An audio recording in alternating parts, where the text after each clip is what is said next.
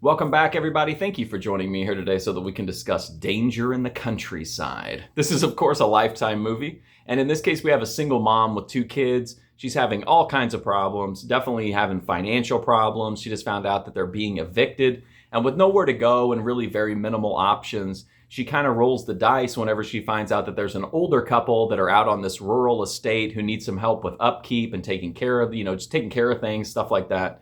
So again, with a little option, she decides she's going to go ahead and pursue that.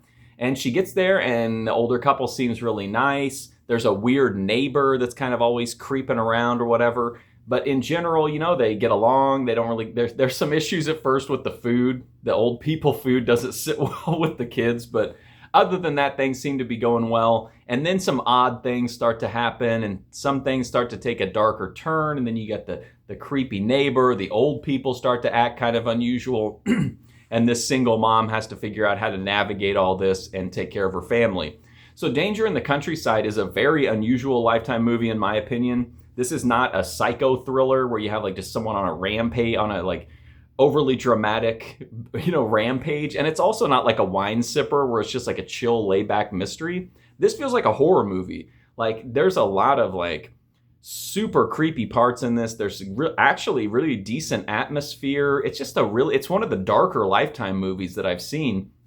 And I appreciate that. I'm glad Lifetime is branching out and making, different types of movies like this. But this is pretty dark for a Lifetime movie. I mean, it definitely plays out like a pretty traditional horror movie. And it does have some of the Lifetime vibes, I guess, but there's not a lot of a lot of the typical Lifetime stuff here, but aside from the single mom just trying to make it, of course.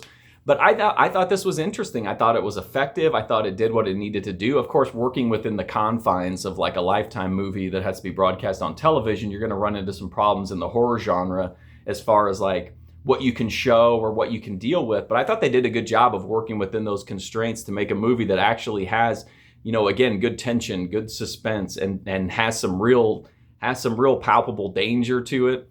And I don't know, I'm kind of taken back by it to see Lifetime really branch out like that. So I appreciated it. I think it's a solid movie. I will say that I personally still prefer the psycho thrillers. Those are my favorite kind of Lifetime movies.